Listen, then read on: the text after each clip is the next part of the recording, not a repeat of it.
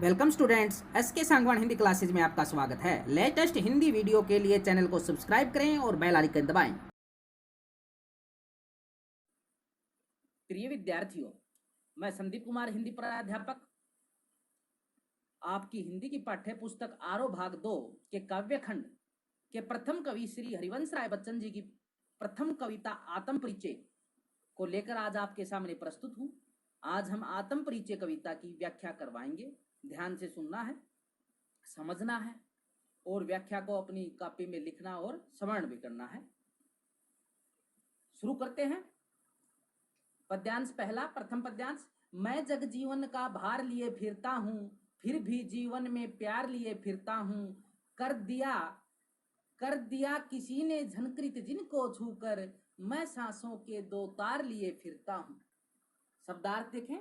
जग जीवन, संसार रूपी जीवन, भार बोझ, झनकृत बजाना।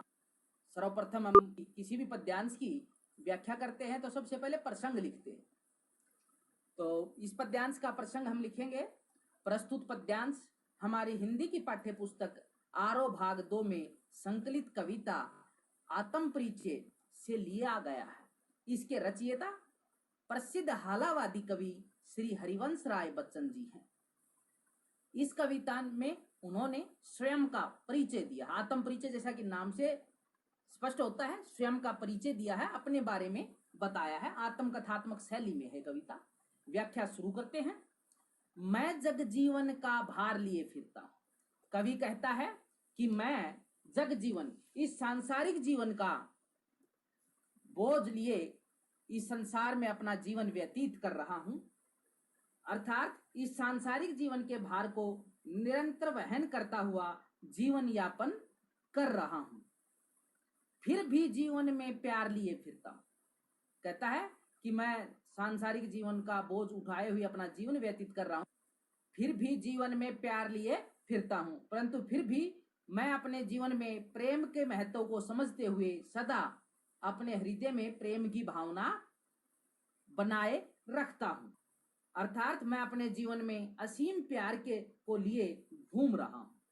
कर दिया किसी ने झनकृत जिनको छूकर, मैं सांसों के दो तार लिए फिरता हूं। इन पंक्तियों में कवि ने अपने विगत जीवन का, भूतकाल के जीवन का स्मरण करते हुए, भूतकाल के जीवन को याद करते हुए कवि कहते हैं कि मेरे जीवन में किसी ने पदार्पण किया था। कि कवि के जीवन में कभी कोई प्रेयसी या प्रेमिका कोई आई थी तथा उसने अपने प्रेम भरे हाथों से मेरे हृदय रूपी वीणा को झनकृत कर दिया। मेरे हृदय रूपी वीणा के सांसों रूपी तारों को झनकृत कर दिया, बजा दिया। अर्थात कवि कहना चाहता है कि एक प्रिया का मेरे जीवन में आगमन हुआ, उसने मुझे प्यार से छुआ था, लेकिन उसका साथ नहीं रहा। बस यादों के रूप में उसके कोमल हाथों से झनकृत सांसों के तार लिए जीवन जी रहा हूं। इस प्रकार आपके प्रथम पद्यांश की यह व्याख्या पूरी होती है। उसके बाद हम इसकी भाषागत विशेषताएं अर्थात काव्य सौंदर्य के बारे में देखते हैं। इस पद्यांश में कवि ने अपने सामाजिक जीवन में सामाजिक दायित्वों के अनंतर अपने प्रेमी हृदय का परिचय दिया है कि सामाजिक दायित्व भी मैं निभा रहा हूं, लेकिन साथ साथ मेरे हृदय में संसार के लिए प्रेम है तथा स्वयं को किसी के प्रेम से अभिभूत भी बताया है। अंतिम दो पंक्तियों में इसके बारे में बताया गया है। भाषा आम बोलचाल की खड़ी बोली है। तत्संग तद्भव शब्दावली का प्रयोग हुआ है। आत्म कथात्मक, स्वयं के बारे में बता रहा है, आत्म कथात्मक शैली का प्रयोग हुआ है। अभिधा शब्द शक्ति है। शब्द शक्ति तीन होती है ना, अभिधा, लक्षणा, व्यंजना। तो अभिधा शब्द शक्ति है। अलंकार देखो, जग जीवन, जग जीवन में संसार रूपी जीवन रूपक अलंकार है। सांसों के दो तार, सांसों पर तारों का आरोप कर दिया तो यहां पर भी रूपक अलंकार है। और हर चरण के अंत में, चरणांत में तुकांत है, फिरता हूं फिरता हूं फिरता हूं, इसलिए अंत्य अनुप्रास अलंकार है। दूसरा पद्यांश देखते हैं। मैं सने सुरा का पान किया करता हूँ, मैं कभी न जग का ध्यान किया करता हूँ। जग पूछ रहा उनको जो जग की गाते, मैं अपने मन का गान किया करता हूँ। इसमें प्रसंग तो प्रथम पद्यांश का था, वही है। उसके बाद हम शब्दार्थ देखते हैं। सने सुरा, सने सुरा, सने का अर्थ प्रेम, सुरा मदिरा, कि प्रेम रूपी मदिरा, पान पीना, कि मैं सने सुरा का पान किया करता हूं। कभी न जग, जग का अर्थ संसार, ध्यान परवाह, गाते अर्थात प्रशंसा करते, स्तुति करते। व्याख्या देखो, मैं सने सुरा का पान किया करता हूं। कवि कहता है कि मैं तो प्रेम रूपी मदिरा को पीता रहता हूं, कि सांसारिक दुनिया में मैं तो प्रेम रूपी मदिरा को पीकर ही अपना जीवन व्यतीत कर रहा हूं। मैं कभी न जग का ध्यान किया करता हूं, कि जग अर्थात संसार की, मुझे सांसारिक बातों की कोई परवाह नहीं, मैं सांसारिक बातों की परवाह नहीं करता, उनकी तरफ कोई ध्यान नहीं देता। जग पूछ रहा उनको, अर्थात संसार उन लोगों को महत्व देता है जो जग की गाते, जो इस संसारिक, इन संसार के लोगों की प्रशंसा करते हैं, स्तुति करते हैं। ये संसार केवल उन्हीं लोगों को महत्व देता है। मैं अपने मन का गान किया करता हूं, मैं तो केवल अपने हृदय के भावों को गीत के रूप में प्रस्तुत करता हूं, अपने हृदय की भावनाओं को व्यक्त करता हूं। कहने का भाव यह है कि लोग सामाजिक सरोकार रखने वाले कवियों को पसंद किया करते हैं, कि संसार के लोग सामाजिक सरोकार रखने वाले कवियों को पसंद किया करते हैं, परंतु कवि अपने गीतों में अपने मन के भावों को ही अभिव्यक्त करता है। भाषागत विशेषताएं देखो, इन पंक्तियों में कवि ने आत्म परिचय देते हुए स्वयं को प्रेम का नशा करने वाला, सने सुरा का पान, प्रेम का नशा करने वाला व्यक्ति बताया है। वह संसार को अच्छी लगने वाली बातें कहने की अपेक्षा अपने मन की बातें कहना पसंद करता है। भाषा आम बोलचाल की खड़ी बोली है, तत्सम तद्भव शब्दावली का प्रयोग किया गया है, आत्मकथात्मक शैली है। सने सुरा, सने सुरा में रूपक अलंकार है। किया करता हूं, दोनों में कै वर्ण की आवर्ती है तो अनुप्रास अलंकार है। और चरण के अंत में तुकांत है, करता हूं तो अंत्य अनुप्रास अलंकार है। तीसरा पद्यांश, मैं निज उर के उद्गार लिए फिरता हूं, मैं निज उर के उपहार लिए फिरता हूं। है यह अपूर्ण संसार, न मुझको भाता, मैं सपनों का संसार लिए फिरता हूं। शब्दार्थ देखो, निज अपना, उर हृदय, उद्गार भाव, उपहार भेंट, भाता अच्छा लगता, सौपन सपने। व्याख्या शुरू करते हैं।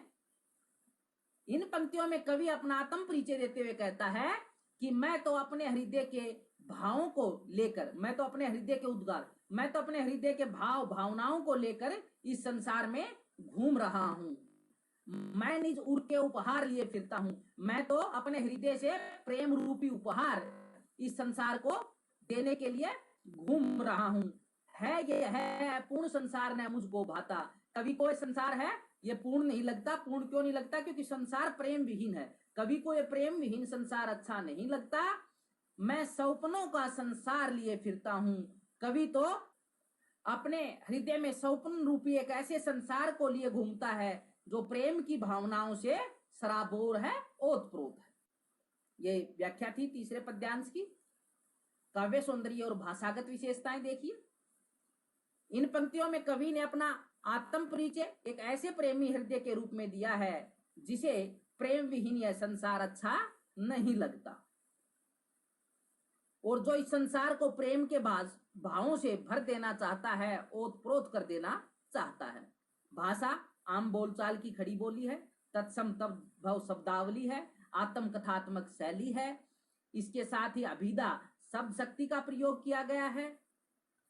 सौपनों के संसार में, सौपनों का संसार में रूपक अलंकार है, और चरण के अंत में तुकांत के कारण फिरता हूं अंत्य अनुप्रास अलंकार है। इसके साथ ही आपकी तीसरे पद की व्याख्या समाप्त होती है। चौथा पद्यांश देखो, मैं जला हृदय में अग्नि दहा करता हूं, सुख दुख दोनों में मगन रहा करता करता हूँ, जग भव सागर तरने को नाव बनाए, मैं भव मोजों पर मस्त बहा करता हूँ। प्रसंग वही रहेगा, लेकिन संदर्भ में हम पंक्ति जोड़ देंगे एक, कि इसमें कवि ने आत्म परिचय का चित्रण करते हुए सुख और दुख दोनों अवस्थाओं में एक जैसा रहने की प्रेरणा दी कि हमें सुख और दुख समभाव से ग्रहण करने चाहिए, समान भाव से ग्रहण करने चाहिए, ये बताया है। अग्नि, आग, दहा, जलना, भव सागर संसार रूपी सागर, नाव किश्ती, भव मोजें होती हैं लहरें, संसार रूपी लहरों पर। व्याख्या देखो, कवि हरिवंश राय बच्चन जी कहते हैं, मैं जला हृदय में अग्नि दहा करता हूं, कि मैं तो अपने हृदय में वियोग की अग्नि को जलाकर उस वियोग की अग्नि में दहा करता हूं, जल रहा हूं। सुख दुख दोनों में मगन रहा करता हूं, मैं तो जीवन में आने वाले सुख और दुख दोनों को समान भाव से ग्रहण करता हूं और मस्त रहता हूं। जग भव सागर तरने को नाव बनाए, कि संसार तो इस संसार को पार करने के लिए, अर्थात मोक्ष प्राप्त करने के लिए, संसार रूपी सागर को से तरने के लिए, मुक्ति प्राप्त करने के लिए धार्मिक आडंबर रूपी नाव का सहारा लेते हैं। मैं भव मोजों पर मस्त बहा करता हूं, मैं तो इस संसार की लहरों पर, संसार रूपी सागर की लहरों पर मस्ती में बहना चाहता हूं। मोक्ष प्राप्त करने की मेरी कोई इच्छा नहीं है, मैं तो संसारिक इस संसार की, संसार रूपी सागर की लहरों पर ही मस्ती में बहना चाहता हूं, बहता रहता हूं। तो यह आपकी व्याख्या थी। भाषागत विशेषताएं देखिए, इन पंक्तियों में कवि ने अपना आत्म परिचय वियोगी प्रेमी के रूप में किया है। कवि ने बताया है कि वह सुख और दुख दोनों को समान भाव से ग्रहण करता है और मोक्ष प्राप्ति हेतु आडंबरों का सहारा लेने की अपेक्षा जीवन की वास्तविकता का सामना करना बेहतर समझता है। काव्य सौंदर्य, भाषागत विशेषताएं देखिए। भाषा आम बोलचाल की खड़ी बोली है, तत्सम तद्भव शब्दावली का प्रयोग है, आत्मकथात्मक शैली है, अभिधा शब्द शक्ति का प्रयोग किया गया है। भव सागर, भव संसार रूपी सागर, भव मोजों संसार रूपी सागर की लहरें, तो दोनों संसार रूपी लहरें, भव सागर संसार रूपी सागर, भव मोजों संसार रूपी लहरें, दोनों में रूपक अलंकार है। इसके अलावा सुख दुख में पदमैत्री अलंकार है और अंत में हर पंक्ति के अंत में करता हूं करता हूं करता हूं आया है, तो चरण के अंत में तुकांत होने के कारण अंत्यानुप्रास अलंकार है। अब हम पांचवा पद्यांश पढ़ते हैं। मैं यौवन का उन्माद लिए फिरता हूं, उन्मादों में अवसाद लिए फिरता हूं, जो मुझको बाहर हंसा रुलाती भीतर, मैं हाय किसी की याद लिए फिरता हूं। शब्दार्थ देखो, यौवन जवानी, उन्माद मस्ती पागलपन, अवसाद दुख पीड़ा विषाद उदासी, भीतर अंदर से आंतरिक रूप से, हाय अफसोस और याद स्मृति। प्रसंग वही रहेगा, प्रसंग के नीचे संदर्भ लिखेंगे तो उसमें एक पंक्ति लिखते हैं, उसमें हम लिखेंगे कि इस पद्यांश में कवि ने अपने जीवन की आंतरिक पीड़ा का वर्णन किया है, आंतरिक पीड़ा का वर्णन किया है या चित्रण किया है। व्याख्या देखो, मैं यौवन का उन्माद लिए फिरता हूं। कवि हरिवंश राय बच्चन जी कहते हैं कि मैं तो जवानी का पागलपन लिए इस संसार में अपना जीवन व्यतीत कर रहा हूं, घूम रहा हूं, उन्मादों में अवसाद लिए फिरता हूं।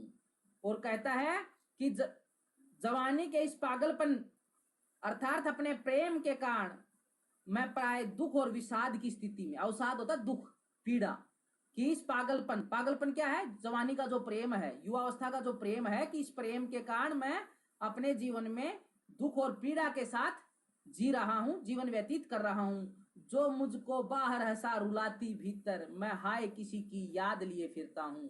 और कवि कहता है कि मैं अपने हृदय में उस प्रेम की यादों को संजोए हुए हूं, मैं अपने हृदय में उस प्रेम की यादों को संजोए हुए हूं, जो मुझे बाहर से तो हंसाती हैं लेकिन अंदर से मुझे रुलाती हैं, आंतरिक रूप से रुलाती हैं। अर्थात कहने का भाव यह है कि परिस्थितिवश कभी अपनी प्रेयसी से दूर हो गया, परंतु अभी तक वह उसे और उसके प्रेम को भुला नहीं पाया है। काव्यगत विशेषताएं देखिए। इन पंक्तियों में कवि ने अपना परिचय एक प्रेमी के रूप में, पागल प्रेमी के रूप में दिया है, जो युवा अवस्था में प्रेम कर बैठा, परंतु अपने प्रेम को प्राप्त न कर पाने के कारण अब दुख की स्थिति में, विषाद की स्थिति में जीवन व्यतीत कर रहा है। भाषा आम बोलचाल की खड़ी बोली है। तत्सम तद्भव शब्दावली का प्रयोग किया गया है। वियोग श्रृंगार रस है, क्योंकि अलग होने का है ना, वियोग श्रृंगार रस का प्रयोग है। इसके अलावा जो मुझको बाहर हंसा रुलाती भीतर, तो एक ही बात, एक ही स्मृति है जो उसको बाहर से हंसाती है, अंदर से रुलाती है, दोनों विरोध की बातें हैं। इसलिए यहां पर विरोधाभास अलंकार है। कौन सा अलंकार है? विरोधाभास अलंकार है। और चरण के अंत में तुकांत के कारण फिरता हूं अंत्यानुप्रास अलंकार है। इस तरह से आज मैंने आपको आत्म परिचय कविता के 5 पद्यांशों की व्याख्या करवाई है। आशा है आपको समझ में आई होगी। शेष बचे हुए पद्यांश हम अगले वीडियो में करेंगे। धन्यवाद।